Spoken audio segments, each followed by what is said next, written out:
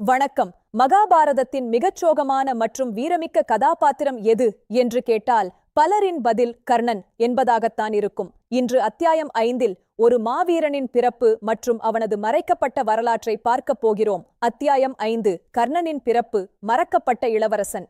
பாண்டுவின் மனைவியாவதற்கு முன்பே குந்தி ஒரு இளம் இளவரசியாக தன் தந்தை குந்திபோஜனின் அரண்மனையில் வளர்ந்து வந்தாள். அங்குதான் அவளது வாழ்க்கை மாறப்போகும் ஒரு சம்பவம் நிகழ்ந்தது. அரண்மனைக்கு வந்த துர்வாச முனிவருக்கு குந்தி மிகச்சிறப்பாக பணிவிடை செய்தாள். அதனால் மகிழ்ந்த முனிவர் எந்த தேவரையும் அழைத்து வாரிசு பெறும் ஒரு ரகசிய மந்திரத்தை அவளுக்கு அளித்தார். அந்த மந்திரம் உண்மையிலேயே வேலை செய்யுமா என்று சோதிக்க விரும்பினாள் குந்தி. ஒரு காலை நேரத்தில் பிரகாசமாக ஜொலித்த சூரிய தேவனைக் கண்டு அந்த மந்திரத்தை உச்சரித்தாள். அவளது அழைப்பை ஏற்று சூரிய தேவன் நேரில் தோன்றினார். மந்திரத்தின் சக்திக்கு கட்டுப்பட்ட அவர் குந்திக்கு ஒரு தெய்வீகமான குழந்தையை அளித்து மறைந்தார். அந்த குழந்தை பிறவியிலேயே கவச குண்டலங்களுடன் பிறந்திருந்தது. அது சூரியனின் மைந்தன் கர்ணன். ஆனால் திருமணத்திற்கு முன்பே தாயானதை எண்ணி குந்தி பேரதிர்ச்சி அடைந்தாள். சமூகத்தின் பழிச்சொல்லுக்கு அஞ்சி தன் இதயத்தை கல்லாக்கிக் கொண்டாள் குந்தி. அந்த பிஞ்சு தளிரை பிரிய அவள் எடுத்த முடிவு மகாபாரதத்தின் போக்கையே மாற்றிவிட்டது.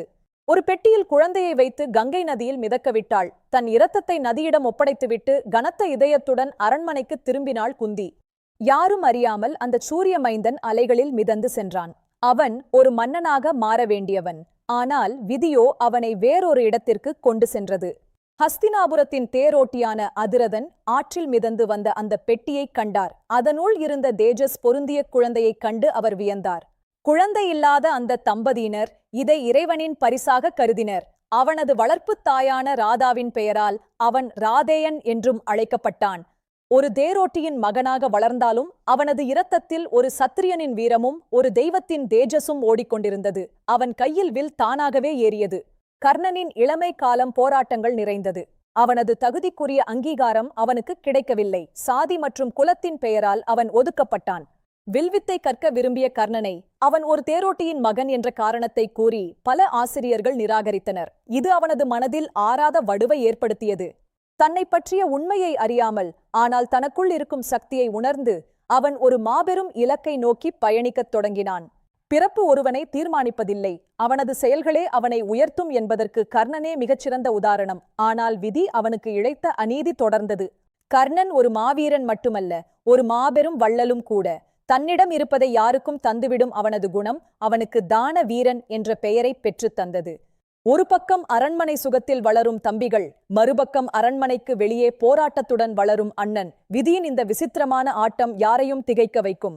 இதற்கிடையில் ஹஸ்தினாபுரத்தில் இளவரசர்களுக்கு பயிற்சி அளிக்க துரோணாச்சாரியார் நுழைகிறார். அங்குதான் கர்ணனின் வாழ்க்கையின் அடுத்த பெரிய சவால் காத்திருக்கிறது.